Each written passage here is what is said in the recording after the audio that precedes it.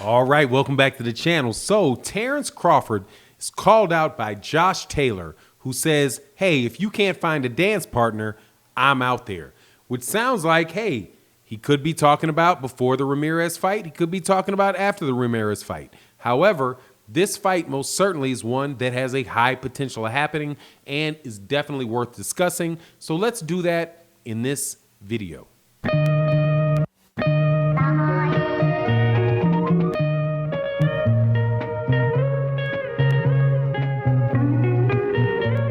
All right, welcome back to the channel. We're going to be talking about Terence Bud Crawford and Josh Taylor. Terence Crawford is the WBO welterweight champion, and Josh Taylor out of Scotland is the IBF and the WBA 140-pound champion.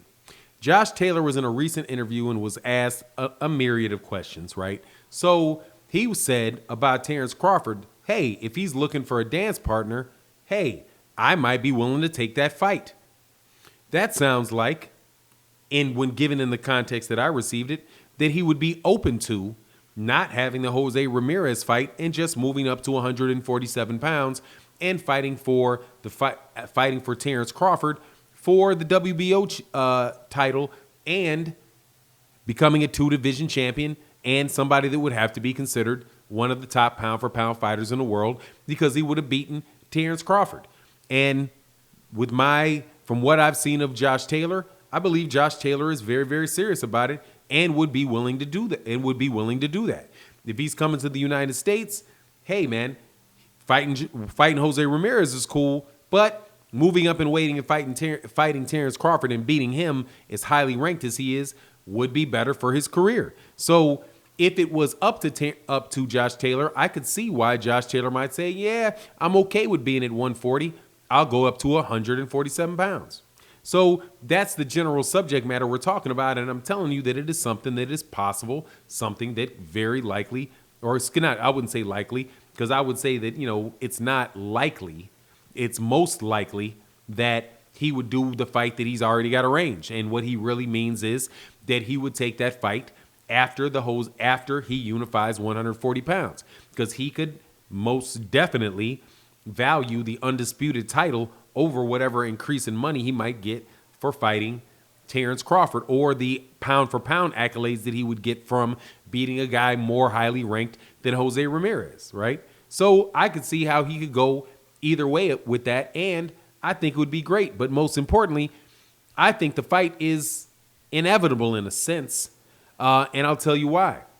Terence Crawford most likely is being aimed at being the undisputed champion, or at least a unified champion at 147 pounds.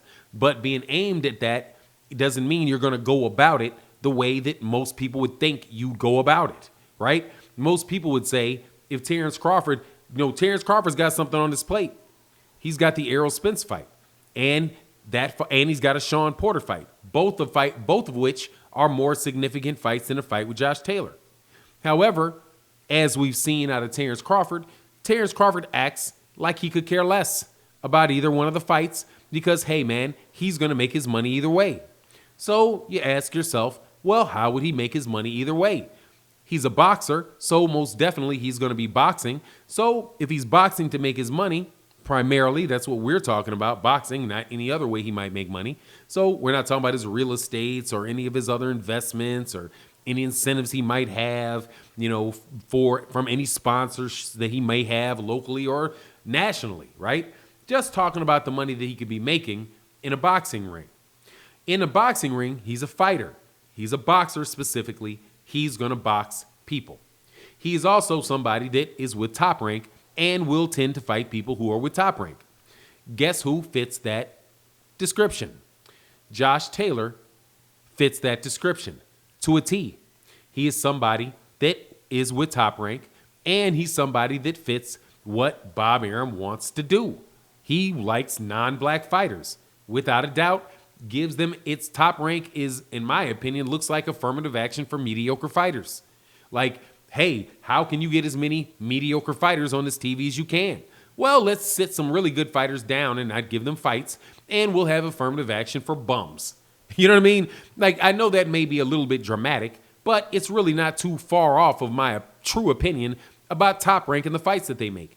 Every blue moon, they'll make a fight that's interesting, like Josh Taylor and Jose Ramirez. However, in the midst of making that, there'll be a black fighter that gets screwed over, right? Regis Prograis. Regis Prograis screwed over for his shot at Jose Ramirez that he earned by doing what the WBC said. But Bob Arum said, I don't care what you want, WBC. I got the belt now. That means I'm paying the sanctioning fees. That means I'm going to do what I want to do, or I'm not paying the sanctioning fees. So I'm sorry, Jose Ramirez, you can't fight Regis Prograis. Regis Prograis then gets his shot against Josh Taylor. Where is it? It is in Josh Taylor's backyard. Josh Taylor is a very good fighter, and that was a very good fight. That could have been a draw if a referee, who's from the UK, my understanding is, maybe not. But regardless, if it wasn't for one scorecard on one George's card getting around clearly wrong, that fight would have been a draw. But we all know what that is. That is what Vasily Lomachenko said about Top Rank and the unwritten rule. When a fight is a draw, you change the score one of the rounds, because they're the championship rounds. If going into the 12th round and the 12th round was a draw, all three of them were draws, you got to change the score and give one guy the round. That's the unwritten rule as described by Vasily Lomachenko, a top-ranked fighter.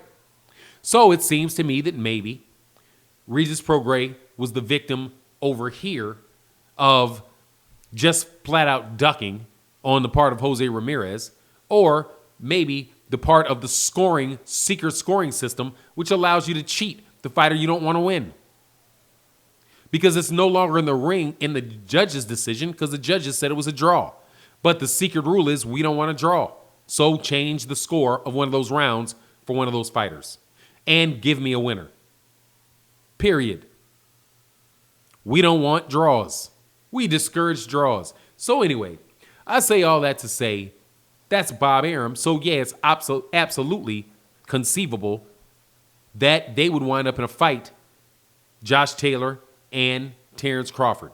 The only thing that I wonder is when that will happen.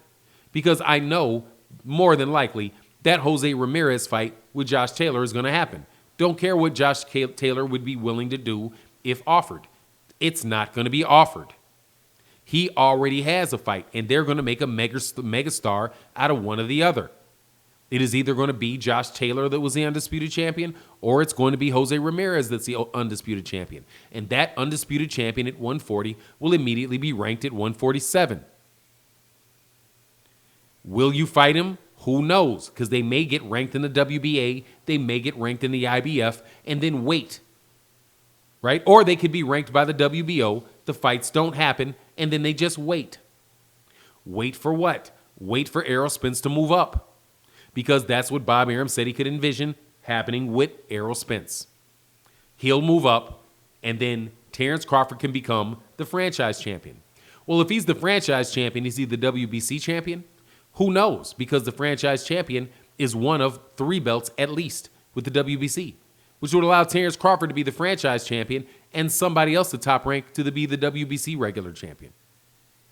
And the WB silver champion and the WBC interim champion and all of the other nonsense that will allow Top Rank to have all the champions at 147, because that's what he did at 140, and that's what he's trying to do at 135.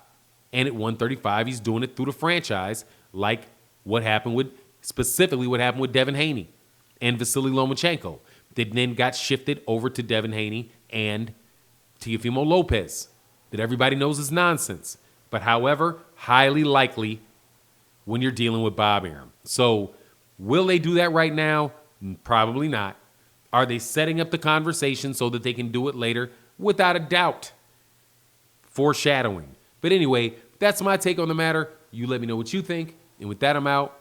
Peace.